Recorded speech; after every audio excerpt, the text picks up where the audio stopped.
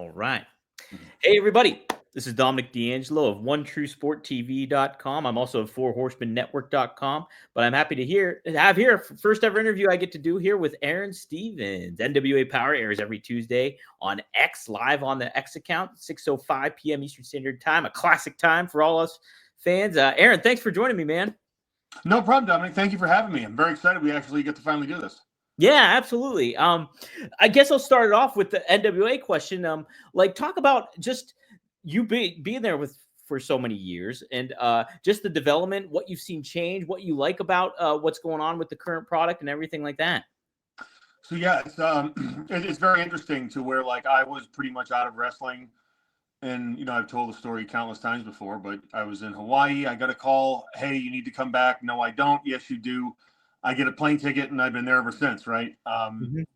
It's been a very interesting journey, right? Because having really a second round at this, right? Where, the first round was from when I walked into wrestling school up until I left the WWE or even Impact. I was there for TNA for a couple of months prior to me walking away completely.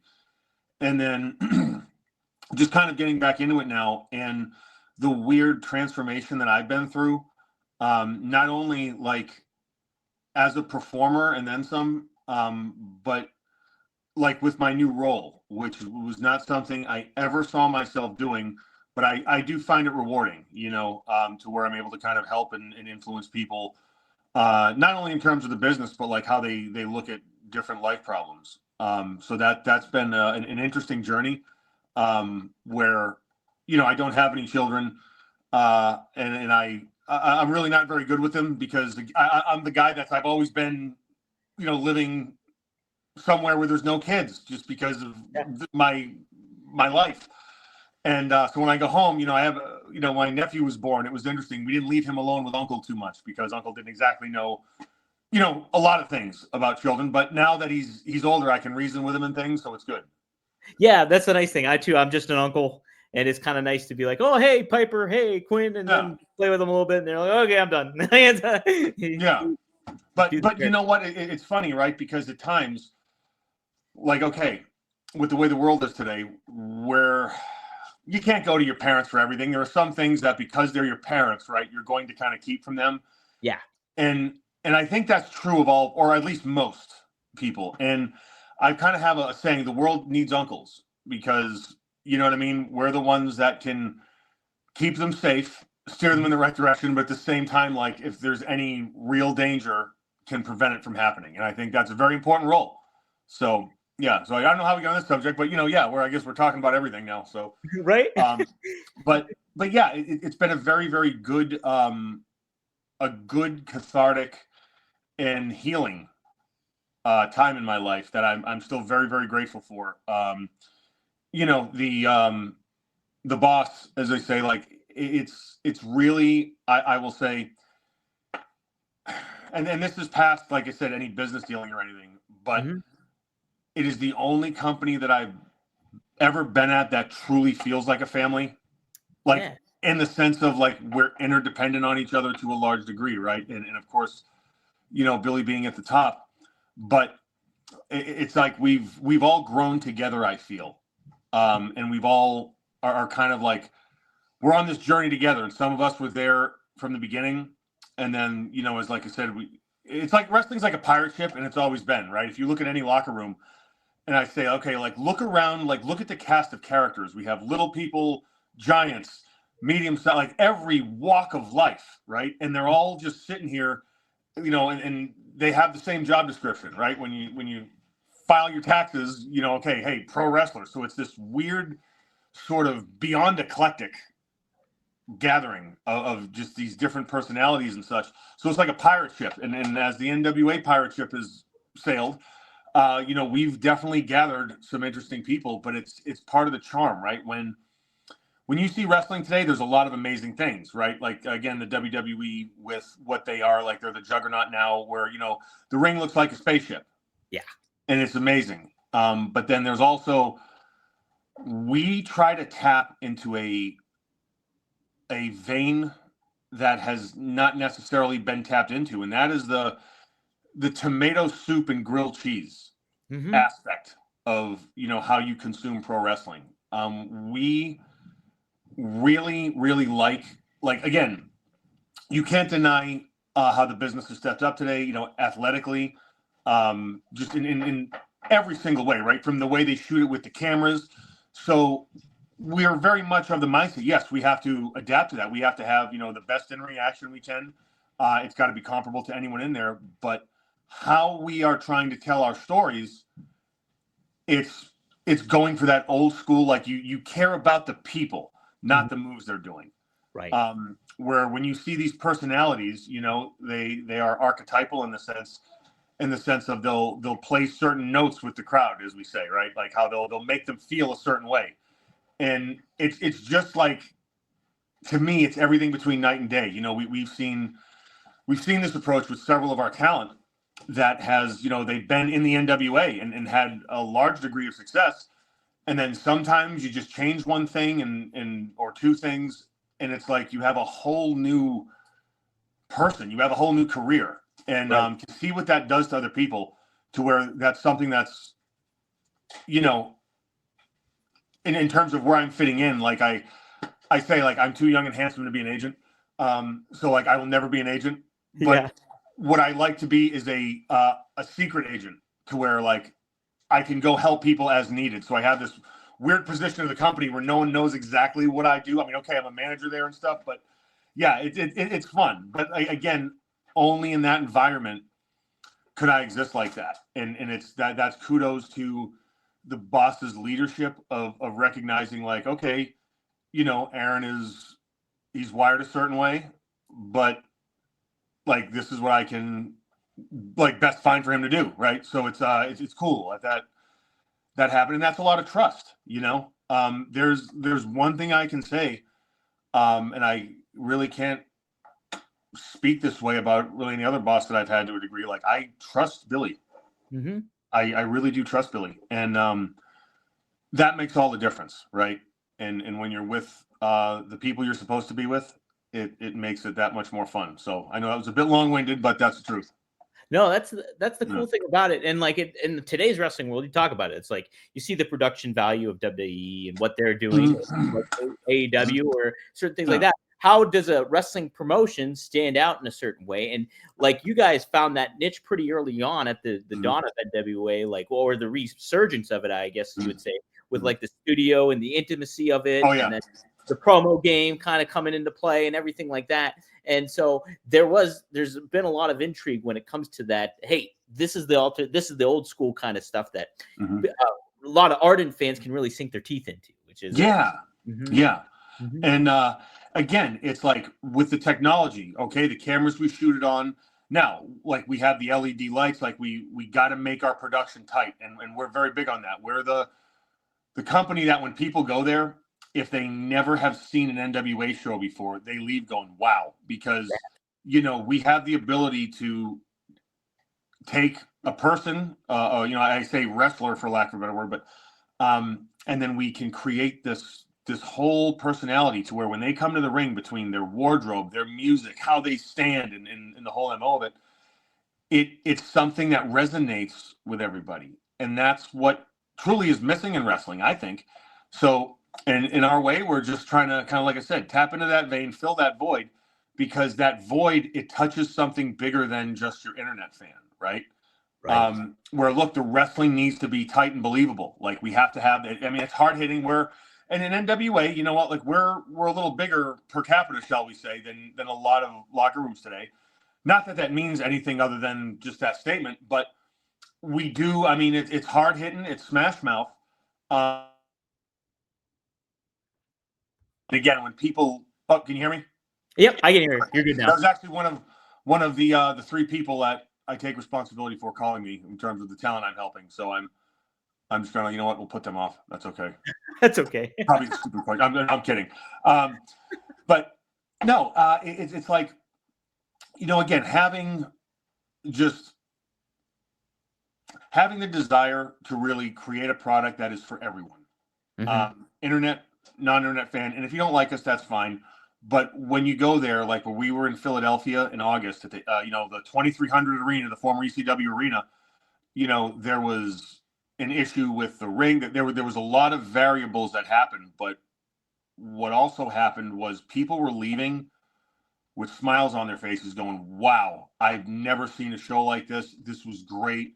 Because it's something for everyone. We have the action in the ring, right? We have, your studs duking it out. We have all kinds of insanity going on, you know what I mean? With your kind of wacky world of it. Again, our women's division, I would put our women's division up against anyone. I mean, really, like, we have a very strong up and coming women's division where, look, women and men, like, there's really no separating, right? I mean, everyone is kind of given that fair, even playing field. Not that that doesn't happen other places, but it's just very, very cool to be at a point where, like, as a company, we just say, no, this is who we are. And hey, take us or leave us. But a lot more people are taking us. Yeah. Yeah. That's the great thing too about it. It's like, yeah, you see a lot of newer talent come into the play of it all. That you certainly get your established talent in the other companies and stuff like that, and you guys have your fair share of it too. But to have that younger talent and kind of get to be hands on with them and see their development and go, that's going to be rewarding in a lot of ways as well. So, no, absolutely, 100%. And like I said, there's again, try to do as much good as I can for everybody. There's 3 that I take personal responsibility for. They know who they are. And, to have that trust from them, and these are 20-something-year-old kids, but that means a lot to me, because if I had someone that could kind of help me understand the real game of this, I had the potential to avoid a lot of issues. But you know what? Again, everything works out the way it should, right? We're talking about Catholicism here, right? It's that, hey, God will do exactly what needs to be done when it needs to be done. So it's like, if I hadn't had the career I had, I wouldn't be able to, help these kids out. And it's, again, it's a blessing to be able to do that. Like I would sacrifice being the, when they saw, if things went differently and you ended up being the world champion, this and that. And no, you know what? No, I would have done it this way, because the chance to affect people's lives and careers in terms of, like, because in my opinion, and this is just an opinion that may be unpopular, but hey, you know what? We're all entitled to it. Yeah. Very few people know how to do this correctly for television. There are people that call themselves wrestlers. They go out there in other companies, and the reason, I mean, like, they're not over, right? And being over, it is a different level. It's not, oh, the fans cheered for my move or this or that. No, being over is when, from the time you go out there till the time you go to the back, they're going nuts. You have them anywhere you want them, right? And I say that, and it's almost like that sounds selfish, but it's not, because that's what we're paid to do, right? Like, it's kind of whatever the audience is creating, right? Like, whatever vessel the audience has in terms of their attention, right?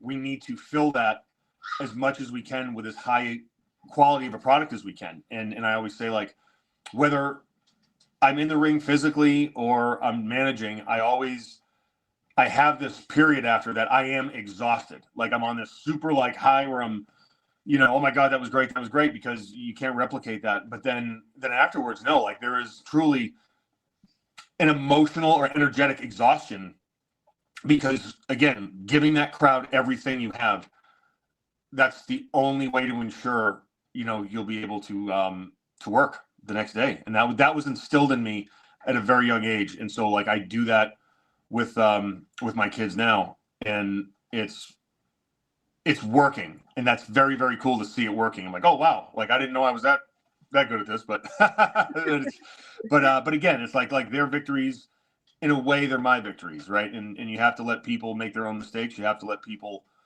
find their own way, but like we said, the world needs uncles. I feel, to a degree, it's like that. Okay, we're not going to go so far off the track, right? Right. So, but it's a good thing. Absolutely. And, yeah. Well, so you talk about like learning at an early age and everything like that, and obviously you were trained by Killer Kowalski, Mhm. and there's so many other names too. I got to interview Tommaso Ciampa. He talked about working with Killer Kowalski, Yeah. Triple H, obviously. Do you Mhm. see a lot of his fingerprints, Killer Kowalski's fingerprints, in somebody like Triple H or somebody like in a lot of the talent in the business? And the way your philosophy is, do you teach them a lot of what you learn from him? Well, with what Killer did, it was very interesting. And in the biggest influence is like technical prowess. Hmm. Again, I'm not known like my personality trumps my technical wrestling, Sure, yeah. but no one's ever said anything about my technical wrestling, right? So like that's that weird thing where you have that standard where like I don't have to throw it in people's faces. You know what Uh-huh. I mean about that? Yeah. But okay, just like the way I was presented on TV, et cetera, that's fine. So there's that. You have to have your fundamentals. Like that is.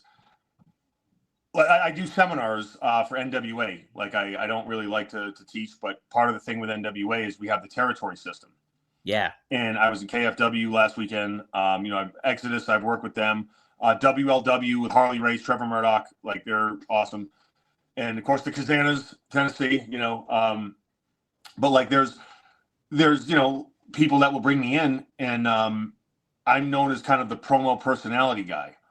Yeah. But I always say, like, whatever haha and stuff you can do, and we haha we call it, but um, unless you have your foundation and unless you are so proficient at that you can do it in your sleep or while acting like an idiot, which I've done several times.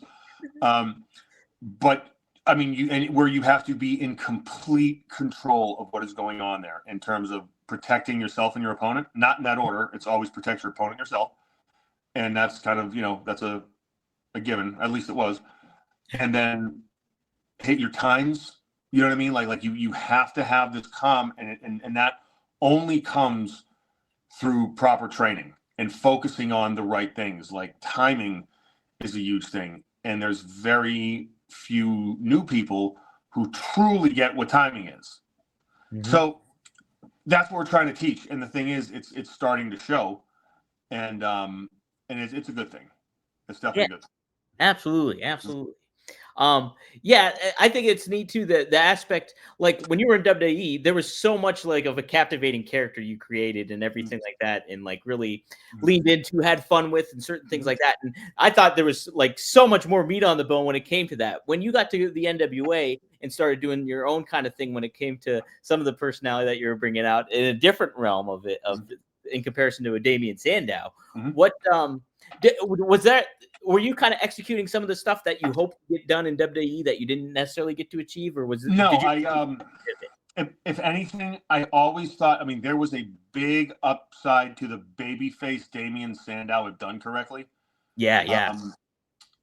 And again, whatever didn't happen, and that's again okay. Like I think the Damian Sandow that people still remember, which is weird that people still kind of come up to me to this day. I'm like, oh, okay, wow. But it's also very, very touching. And in NWA, like I'm the person where I don't get attached. Like one of the reasons I've been able to have the success of like essentially being me but playing different characters. Yeah. And you kind of disappear into the character because like they say, oh my god, you don't even look like you did when you were Damian Sandow. Like a lot, like now if you look at my pro pictures, yeah, because like I disappear into the character. That's a big thing. And I think like to me, I can't do that unless it's in a moment. Like some of the most like ridiculous. I've never planned on being a karate guy because honestly, most karate gimmicks were forced, where people said, "Hey, I'm going to, as my gimmick, put on a karate suit and say whatever," right? And people have tried it, right? I think the reason that our karate thing works so well is because number one, it came out of this organic, just like whatever you would call it, like this just thing that just happened where the question mark, and then we just fell into this perfect little scenario, and it was done tongue in cheek. It was done like Yeah, like this is a total strip mall karate, buy your black belt in 2 years Right. school. You know what I Yeah. mean? But that's what made it work. But because again, the foundation of the wrestling, this and that, like no one's, okay, if you've never been a fan of like the stuff I do, and the match wasn't this, the match wasn't that, but like I guarantee you, anytime I've ever like hit someone in the face, or and of course not for real, but or whack someone, no one ever thought it looked fake. Mm-hmm. No one ever could see through anything I did. And then there was one thing where I punched a guy, and someone tried to say, "Oh, look, he missed him all the way," and like, no, look at my other hand, where he didn't see my other hand. I was like, "Yeah, see, he got you." So Gotcha. I had a black glove on it at the time, and it was like so that's actually when we switched to a white one now. But yeah, so that's all like the little things like that, right? That you have to have your basics so tight that you just you know what I mean, and that's all, right? So like to me, right now as a manager, I don't know what my next move is. It's just going to kind of happen organically, and that's why when I'm in the moment, I get to make the right choice there, and that's the only really kind of way I can describe it, if that makes sense. Yeah, no, that does make sense. It makes a lot of sense. Yeah. Somebody you were talking to, or that I saw on your X account that you kind of retweeted and everything, was like, and this was such a cool time at that point too. I thought was you and Cody Rhodes together as the Rhodes Skull, and you talk about star power and like you have to have that. That's what people are missing from. Did you kind of see that early on from Cody at those moments in time when like, oh, he's got a potential for a lot more, even though he wasn't quite there yet at that moment in time? Well, no, I mean, I think he wasn't there yet because he didn't get the push. Sure. Mm-hmm. Same thing can be said for a lot of people. Mm-hmm. Think about Cody and I, business-wise, we were a very good tag team. And you know what? Cody is someone I consider a friend. And, we rode together, and like we had a lot of good times. And like the thing about us, every time we went through the curtain, we always like accomplished the mission and then some. Yeah. And that's a really cool vibe to have with someone. And again, I'm very, very happy, like his success and everything, where, we stuck in it and wanted to kind of prove himself, and man, he did it. So good for him. Yeah.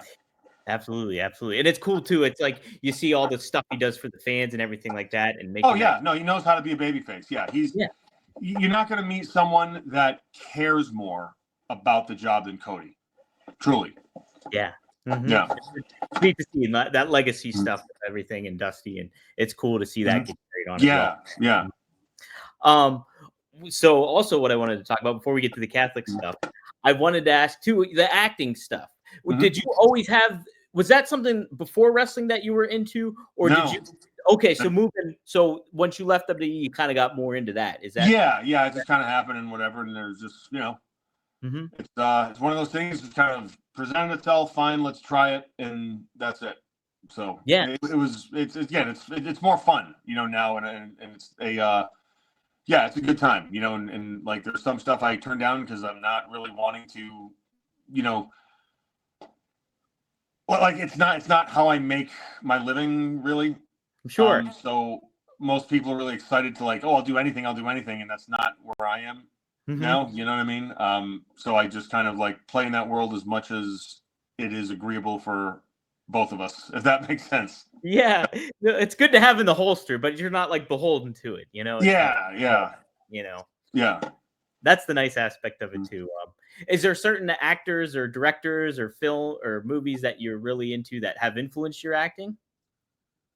You know what? I would have answered that question a very different way a couple years ago. The kind of actor I am, the answer is no. Yeah. You can learn tricks, in my opinion, from the greats, right? But what makes the greats great is they are a version of themselves, right? Like it's the same thing to where in a wrestling character, like you can take elements of people from the past, but you have to put it together your way. And whatever, if we're talking about like elements of these people, right, or things, and like our inspiration, right? So the stones of inspiration, they are held together by the mortar of the person doing them, if that makes sense. So you have to bring your own essence out. You have to kind of let it go. And with acting, it was weird. Like I came to the same conclusion, like when I'm in front of a wrestling camera or crowd, like I just know your lines, and I really don't work with lines, which is another reason I love NWA. We don't have to do that. But it's also it's just like a way of relaxing under extremely stressful circumstances, and I guess that is ultimately what wrestling taught me. Where I mean, look, from a performance standpoint, when you think about it this way, you are never going to be more vulnerable as a performer than walking out in front of 20,000 people in your underpants with cameras. No, like think about this. There's fans on every side. There's cameras this close to you, and you have to pretend fight and make it look real. It's true. While keeping to a certain time, you have all these things coming at you. You got to know where you are, right? Yeah. You can do that. Like being on set's nothing. Sorry. It isn't. Like it's like a cakewalk, really. You're like, okay, whatever. We're all so there's just, like I said, it prepares you for things that you wouldn't necessarily think would be kind of transferable skills, but I found they have. So. Oh, absolutely. I could only imagine. I've done like stage plays plenty of times, but to throw in the athleticism aspect of it all, worry about like, where your spot is, everything to that effect is another animal. So it really makes you kind of diverse in your ability outside of the ring, literally. So it's, like I don't get nervous in front of people. Yeah, right. How could you at that juncture? Yeah, right? like it's like okay. Okay, whatever. All right, let's talk about it. So, now I grew up Catholic. Did you grow up Catholic? And Catholic. What was your upbringing like when it came to the faith and everything like that? So both my parents are Catholic. Cradle Catholic. I mean, baptized, like hit everything right up until confirmation. I had first communion, confession, reconciliation. I think they call it now. And then confirmation, whole deal. Catholicism was pretty much it always was a part of my life. Excuse me. So I grew up in Massachusetts, small town. Yeah. And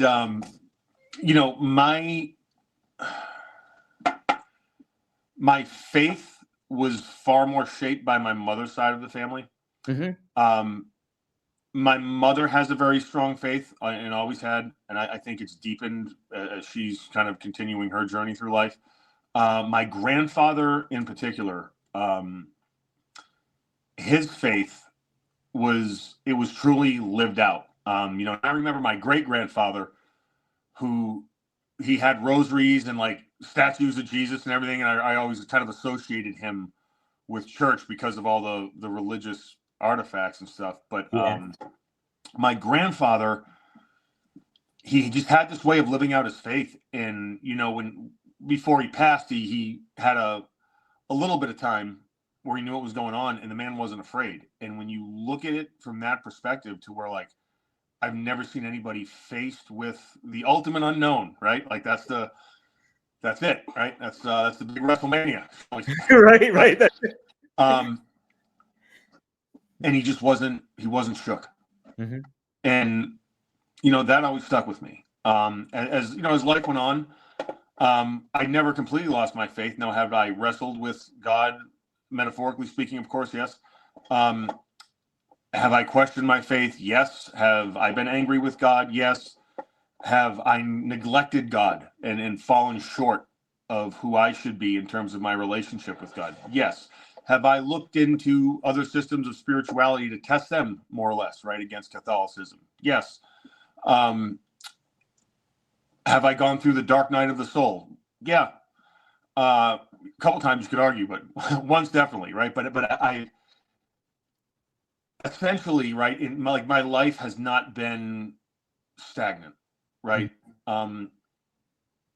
Really, like even and I look at my other friends and we kind of just compare stories and life experiences, right? And both in and out of wrestling, and in just the spectrum of people I've met and experiences I've had, they have been far more bizarre than the average person and average wrestler, really.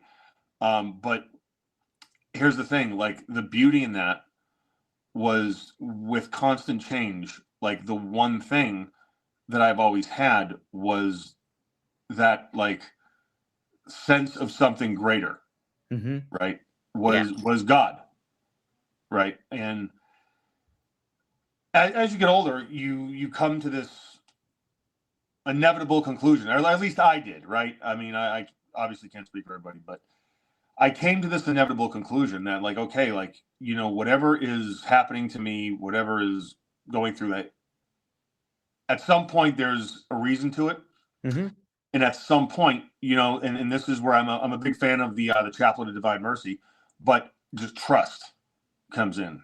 Yeah. And it's so funny because every time that I kind of trust that like something crazy will come, you know, and it's so funny because when I was in Hawaii, and it was right like maybe a couple hours before, I remember I got the call to go to NWA for the first time. I was like, this is great. I'm an actor. I'm making a living now, because I was making my living as an actor then. Yeah. And like my life is awesome. I'm in Waikiki. There's a filming here. I'm here for like a month. And then all of a sudden, okay, something else came into my life, which is now taking me on a path. And you know, the back and forth of it, the up and down, I think that's God's way of proving his existence to me, because it's like, okay, when that's the only constant, that's your only point of reference. And you know, it's funny because as humans, right, if we as humans don't believe in something better, greater, more intelligent, you know what I mean, like truly like non-human or divine, yeah, we're in trouble, right? if we're as good as it gets, right? So like, where does moral, yeah, like, right, like where does moral law come from, right? Like, where does the whole notion of living in harmony with, you know, in opposed, or as opposed to, in opposition to, you know, in this, the deeper you go, because I've gotten pretty deep. Yeah. But it's funny. Like I said, we're talking, today's the feast day of Thomas Aquinas, which is why I decided to rock the shirt. He has such a way, and I would encourage anyone, whether you are a Catholic, non-Catholic, a non-believer, right? Or because if you're a fan of just, you know, psychology, you know, I mean, you know, philosophy, whatever, like any of those kind of mental disciplines that exercise, you know, the mind, or that deal with the mind, exercise the mind, that's all of them, obviously, but yeah, that deal with, you know, kind of like the nature of the mind. My God, you're gonna come across Aquinas. Like, he probably one of the most prolific writers ever. Yeah. Certainly within the last 2,000 years, right? And if you look at, you know, his teachings, what he came to, it is this brilliance, this divine brilliance articulated in a very simple way. And that's truly, like, I think what makes him one of God's greatest messengers. Would you call him your favorite saint? Do you have a favorite saint? So again, I don't know if they're listening. I'm kidding, right? Where I, you know, and that's another thing. I also think what has helped me is a sense of humor. Yeah. Oh yeah. Faith, because, you know, I think oftentimes, spirituality is void of a sense of humor, because yes, spirituality is it's a very serious thing, because it's dealing with the unknown, right? And you're dealing with these heavy concepts, but you have to remember to smile, because that's part of it, and remember to laugh. So I've truly found different saints through different times in my life. Interesting. Yeah. Raphael, or Saint Raphael, is my guy, though. He's like, you know, Padre Pio, only because we can, and here's the point, to where if anyone is questioning with, like, okay, Catholicism, like, is this valid, not whatever, there is documentation of Padre Pio. Like, if you want to like people talk about doing deep dives, like, there's footage of him, and then where they had people examine the wounds, right? And they're like, there's no way this could happen. Like when he had the stigmata, yeah, the Myrick people alive that to this day, right? I mean, I think there's still a few, but like, that knew him, that had interactions with him and said, yes, this is what happened. There's a wonderful film on YouTube. It's maybe like an hour long, but it's about his life. I I can't think of the name, but it's like I said, it's 45 minutes, an hour, something like that. Okay. But it interviews the monks in his friary. And yeah, it's a wonderful, or I'm sorry, friars, because the thing is, my spiritual director, he is a Franciscan. I actually have two, and I don't know if this is a bad thing. So if any of your listeners are out there, so I have a Franciscan Father David who explained the difference between monks and friars. Okay. And then I also have a Jesuit priest, Father Tim, out in California, which is cool. And to be able to get that perspective and the commonalities truly of two very different kind of lives right within the church, but the perspective really is the same, and it kind of gets back to, again, that simplicity. Yeah. So that's great. Yeah. No, my mom's a huge Padre Pio fan. That's all when I talk to her. And like you, like she's the really, really devout in her faith, and she's kind of really even expanding that even more as she gets older and stuff like that for sure too. So yeah, St. Anne's great too. Yeah. I gotta study up a little bit more. I'm honed in on St. Francis so much of Assisi, and that's been my guy. Oh, well, I mean, if you're gonna focus, that's the guy to do it on, right? I mean, and you know what? Like, if you look at his prayer, right? I mean, you talk mystic, right? Like how deep that is. Yeah. In giving we receive. Yeah. Like it's a very, very deep thing. So where people, and this is what.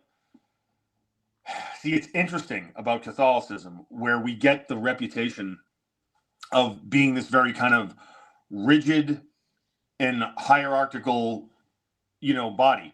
Yeah. And look, there's some rules, like any organization or any like spiritual system, there's rules. And yes, like we have a guy that we can say, who's the boss? And we go, him. Right? Okay. No, but it's true, right? And it's simple. But and what's sad, I think, like a lot of people, they leave the church because they think it's void of this. And I don't want like mystical is not the right word. More of a visceral experience of God. And you see a lot of like the New Age groups and this and that. But then if you truly look into it, and if you say, okay, like, all right, I'm not going to eat meat during Lent. Yeah. You know what I mean? On Fridays or whatever, right? Whatever we have. Yeah. It used to be the whole all of it now Fridays. But like, okay, I'm not going to do this. Okay. Well, what? All right. What? Like fasting, how it helps you spiritually, how it gets you closer to, right? There's the explanations right there. And again, like with how the church's view on suffering, right? And that's a big one. And that it helps, it again, there's a reason I keep coming back to the church, right? I kept coming back to the church. I'm here to stay. But it was again like a beautiful life up to the point when I said, okay, that's it, because of, again, the trials, the tribulations, and all the insanity I went through forced me to kind of understand, like, okay, what is constant? And it boils down to simplicity. And where a lot of people, they attempt to intellectualize God. Yes. And, of course, like, intellect is a part of God. It has to come, right? It has to come from God, as does everything. But God is deeper than the intellect. And I think that's why we have a lot of like there's the story about, I guess, the one, he was an agnostic scientist. After studying the Shroud of Turin, he became Catholic. And what's interesting is, again, these very high level scientists, but then at some level, his work, like something touched him deeper than the intellectual level. On, something resounded him or with him on a soul level. And that's like the experience of God that I hope everyone has. And I think, like, looking at God and finding God in the everyday has been my, I guess, like a theme that I've really been trying to incorporate over the last couple of years, because it's the person you interact with. It's the people that you love the most, where sometimes we can take, a lot of our burdens out on the ones we love the most. And kind of either shun away or whatever, but realizing, like, everything like every interaction you have is an opportunity to say yes to God. There's a wonderful booklet. It skips the name of the author, but it's called Holy Moments. Oh, I have it. I think it's Matthew Kelly. Yes. Yeah. I have it over here somewhere, I think. Oh my God. Yeah. So that, you know what I'm talking about, right? Oh, yeah. I haven't read it, but I do have it. I suggest you do. Great. But actually, I had one and I left it on a plane. I was reading it, left it on a plane, and I was like, oh, but then, hey, maybe someone else will read it. And I picked up another one. So, yeah. I was going to say, if you found it on a plane, you can return it. I'm kidding. Just here's my address. Yeah. But no, so that's where I'm at. Like, that's really, you know, in everything. Well, today too, like I want to ask this, I guess, from a wrestling perspective. Has there been moments when you were wrestling or certain things like that where either like scrupulosity comes in play, where it's like, I don't feel morally right to do something like that, or like your faith has come into play while you were, you know, on the road or working in the ring, or certain things like that have affected you when you were doing and in terms of the performance, no. I'll be very honest with you. Nothing.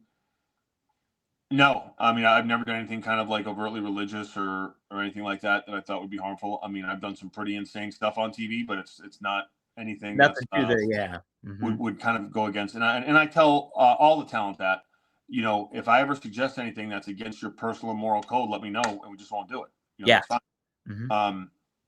So no, that part, no. Yeah, I mean, on the road and in life, yeah, like look, temptation's everywhere. Yeah. Whether we work in an office or whether we work on the road or wherever, temptation is going to be everywhere.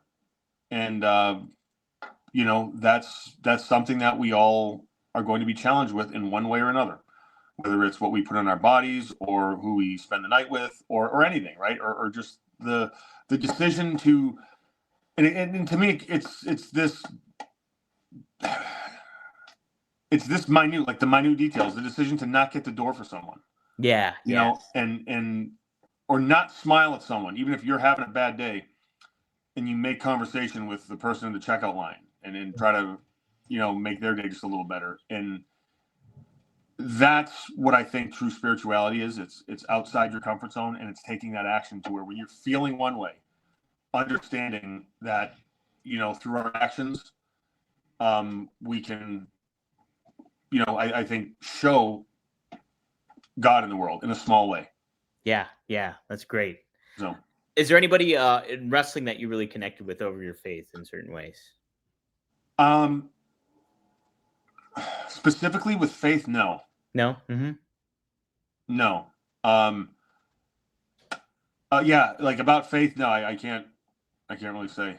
Yeah. But I mean, it's one of those things, like we've talked about faith and my friends have gone to church with me and stuff, but it's not, that was never like the, you know, the launching point for our relationship. But again, it's not like it wasn't discussed or anything like that. Sure. Yeah. And that's the thing too, is like when it comes to religion and stuff like that, when I came to my faith, I know when dealing with people or interacting, and I got so many like different friends of all different religions, and some people not faith or anything to that effect. It's just like existing with them and just kind of being who you are, I think, and keeping it simple, like what you were saying, I think is a key to kind of, I don't know, you're not preaching to anybody, but I think that's a good way to connect with people. Yeah, and that's it, right? We're like, actions speak louder than words. Yeah, absolutely.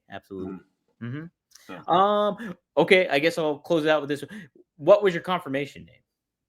Joseph. Okay, nice. Now, was another great thing? Yeah. Yeah.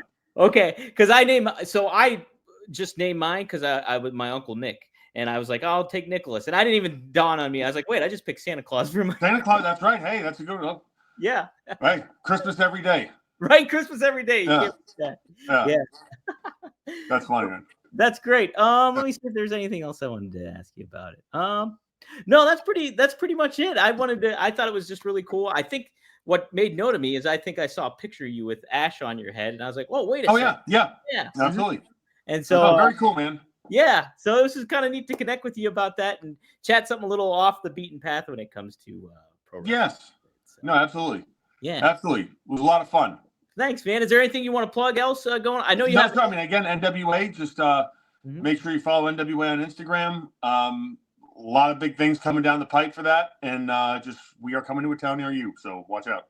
Exactly. And that's kind of appointment stuff to do too, because I know a lot of fans that are just like, oh, I got to go see an NWA taping because that's an experience in itself, like you were saying too. So. Yeah. So it's starting to grow now, like from a live perspective where like people are going like, oh, okay. Yeah. Like this is, and the thing is like even older fans that have gotten away from it, like you can tell like, oh, we're coming next time. Like it has a different vibe to it. It's a very different vibe. So, yeah. That's awesome. That's it. Exciting to see what down the pipeline for 2025. Absolutely, yes. Cool. All right, guys. We'll see you next time. Thanks, Dominic. You got it. Have a good one. Bye. Yeah, you too, man.